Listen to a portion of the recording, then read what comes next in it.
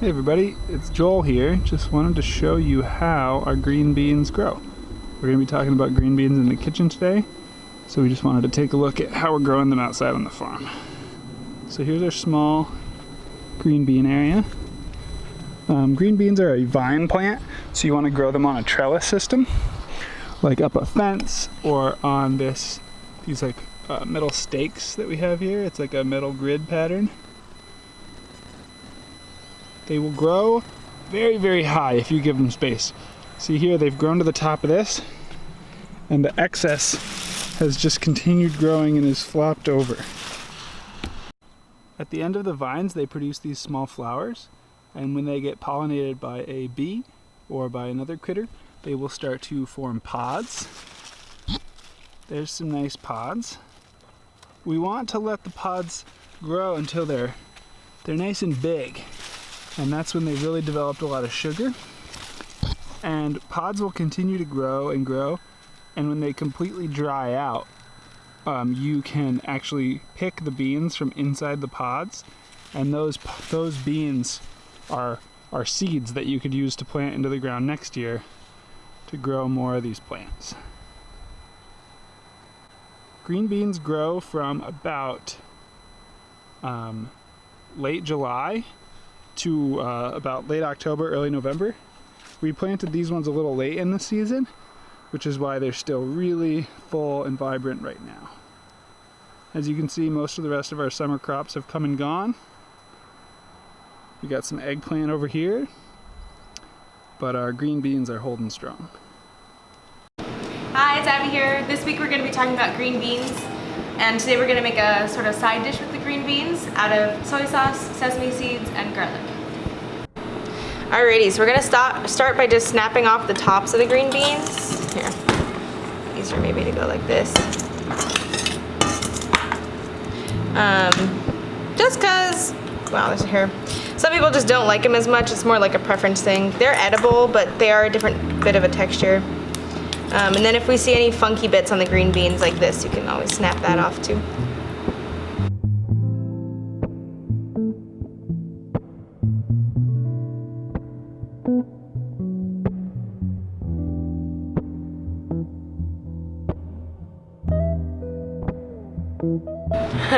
Alright, and then we're going to be peeling the garlic. Probably for this amount of green beans, depending on if the people you're serving them with like green beans or not, I would say maybe this is a 2 to 4 person serving. And I like garlic, so I go kind of heavy on it.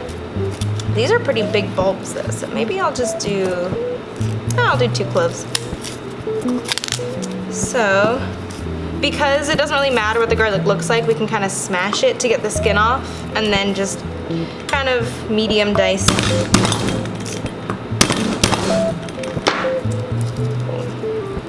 Like that. Get it off like that. And then cut the...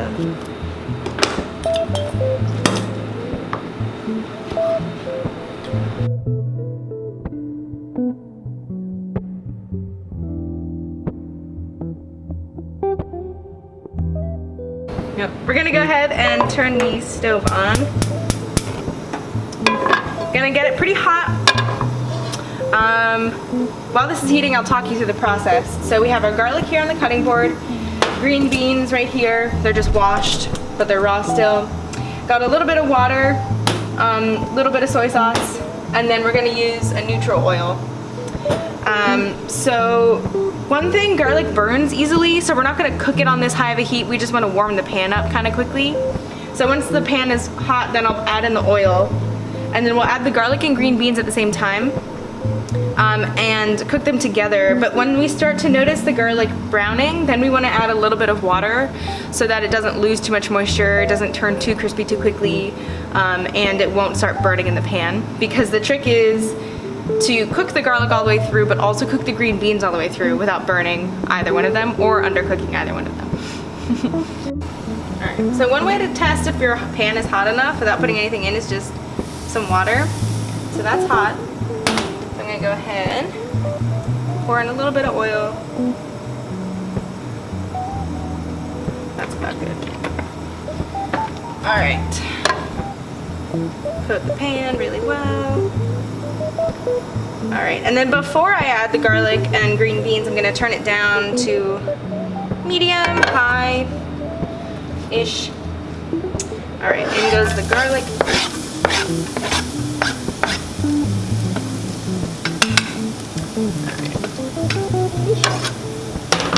I like getting every last piece in there.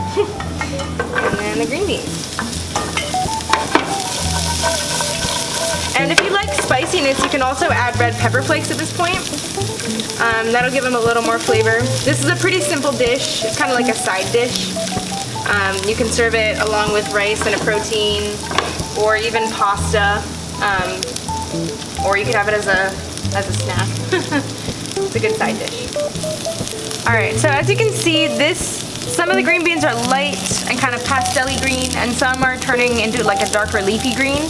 So when it's the darker leafy green, that means that it's cooking, and it is cooked.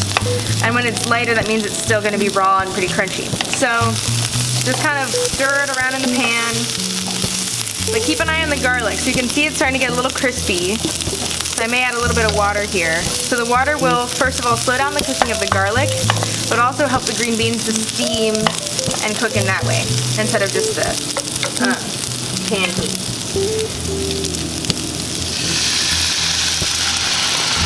Maybe just that much. You could also add cooking sake or white wine if you were making a French dish, and that adds a little bit of flavor.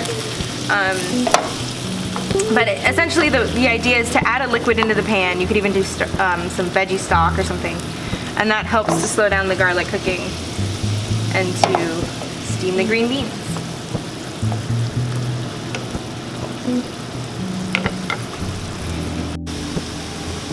Alright, so most of the water has evaporated. Most of the green beans are starting to turn that darker leafy green. So I'm going to go ahead and add the soy sauce in. I tasted the green beans and they're not very salty, and they're lacking a little bit of flavor. So this will help kind of tie it all in together. Just like a little drizzle. And again, you want to cook it down so that it flavors the green beans. And absorbs into the green beans and then flavors the green beans as well.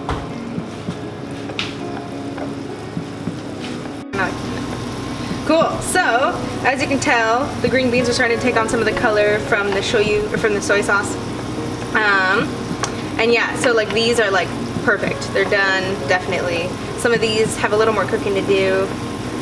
But at this point, when the soy sauce is kind of bubbling like that, you can see little bubbles, a lot of steam coming off.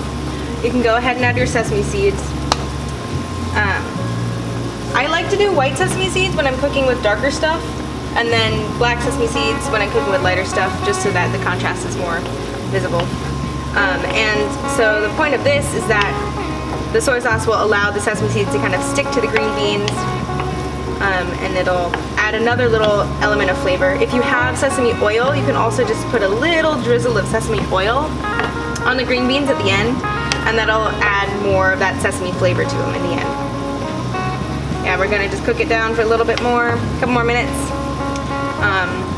If you still have a lot of soy sauce in your pan, you can just put the burner back up to high and then let it evaporate more rapidly, and then turn it back down to medium, and then continue the slow process.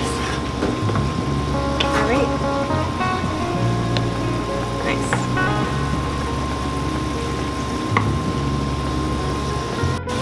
Alright, our green beans are looking good. They're nicely blistered and they're getting browner.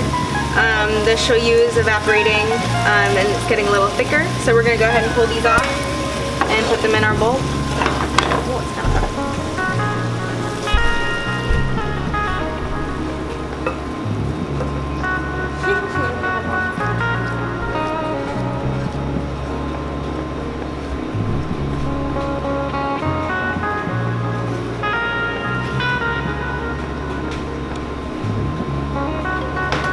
And you can sprinkle a little bit more sesame seeds on if you want. Wow, they're delicious looking green beans. That looks so good.